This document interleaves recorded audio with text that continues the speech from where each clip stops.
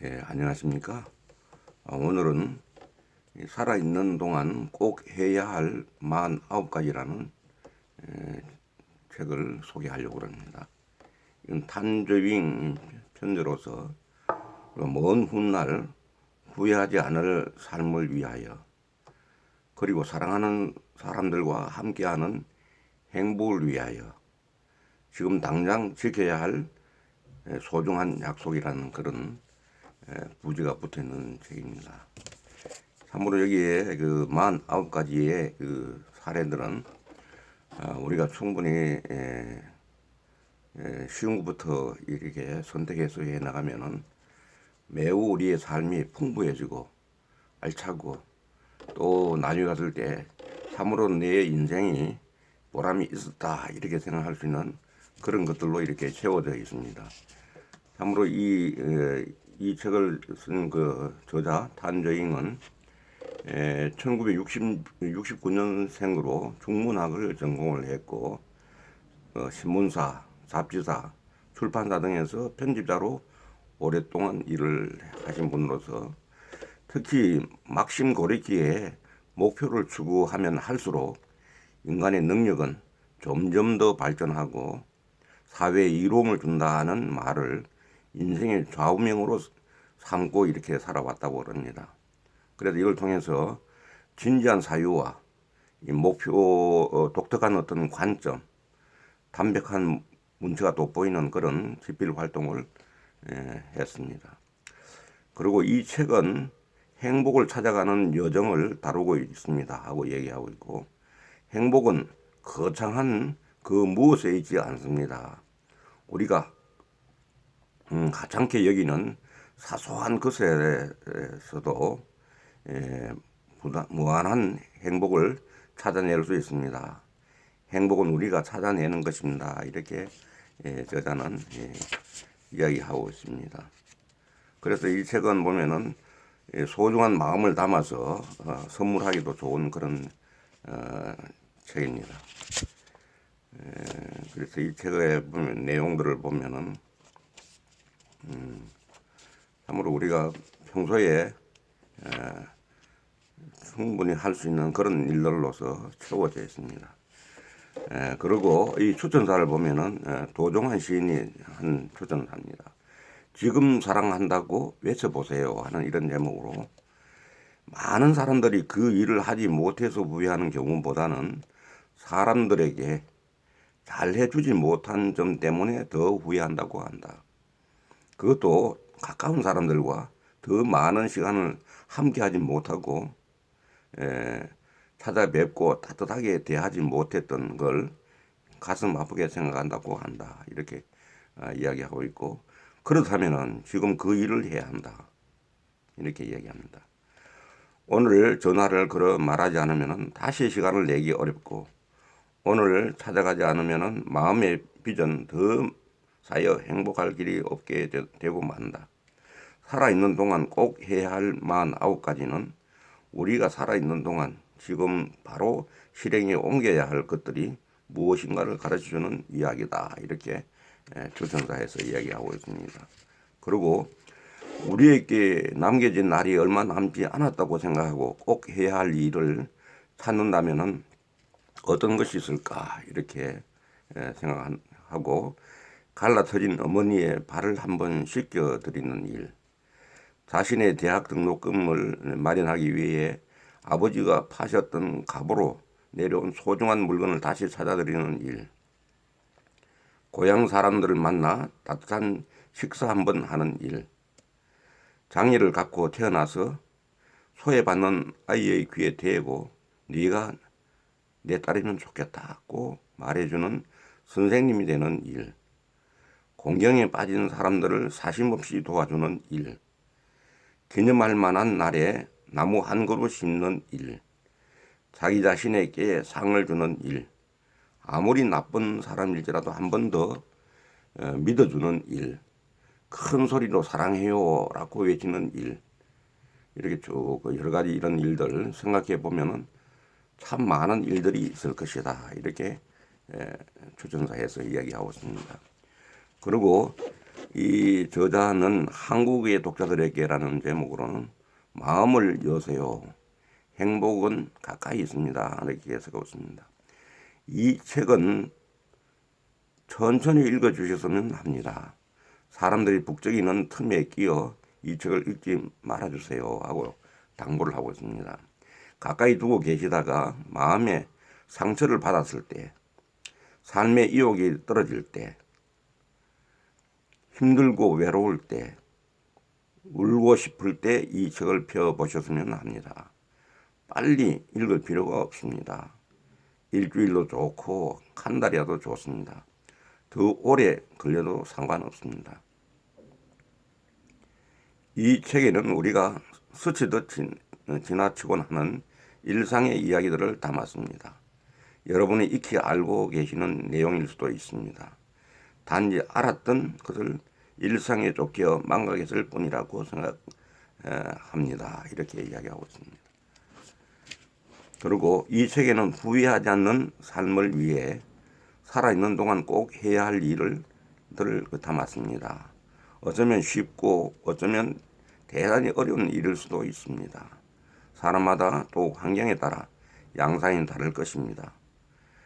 책을 읽기 전에 우선 마음을 열어두세요. 이 책은 행복을 찾아가는 여정을 다루고 있습니다. 행복은 거창한 그 무엇에 있지 않다는 것이 제가 드리고 싶은 말씀입니다. 우리가 하찮게 여기는 사소한 것에서도 무한한 행복을 찾아갈 수 있다고 여깁니다. 행복은 누군가가 만들어주는 것이 아닙니다. 왕자님도 공주님도 램프의 요정도 우리를 행복하게 해줄 수 없습니다. 행복은 우리가 찾아가는 것입니다. 이렇게 이 저자는 우리 한국인 독자들에게 이야기하고 있습니다. 그래서 이 사례를 한번 간단하게 보면은 우리가 얼마나 참 이 책을 이용해서 우리가 실행할 수 있는 49가지가 그렇게 어려운 일들이 아니라는 걸 느끼고 우리가 실천하기에 좋은 것이고 그렇게 하면 행복해진다.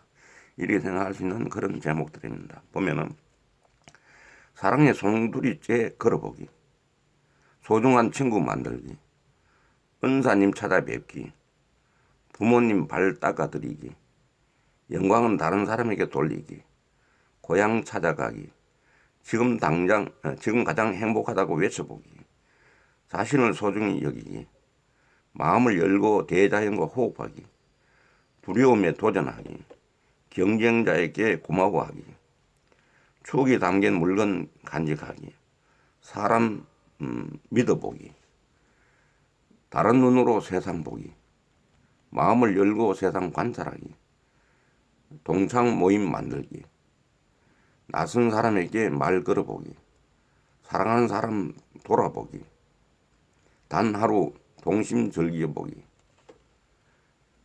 동물 친구 사귀기, 3주 계획으로 나쁜 습관 고치기, 인생의 스승 찾기, 큰 소리로 사랑해라고 외쳐보기, 혼자 떠나보기, 남을 돕는 즐거움 찾기, 혼자 힘으로 뭔가를 팔아보기, 일기와 자서전 쓰기, 돈에 대해 진지하게 생각하기, 뭐 이런 내용들입니다. 이런 내용들을 우리가 구체적으로 우리 실천을 하지 않는가 되면은 우리가 후회하게 된다 하는 그런 내용이 되는데, 그러니까 어려워서 못했다 하는 얘기는 할 수 없는 거죠. 여기 나온 제목 중에서 날마다 15분씩 책 읽기라는 제목의 내용을 간단히 한번 소개해 보려고 합니다. 책은 가치를 매길 수 없는 보물창고다. 우리를 개발시키고 고무하고 유익한 정보를 제공해 준다. 사는 동안 뚜렷한 목표를 세워 계속 전진하도록 이끌어 주기도 한다. 중급 수준의 독자라면 한 페이지를 읽는데 1분 정도 걸릴 것이다.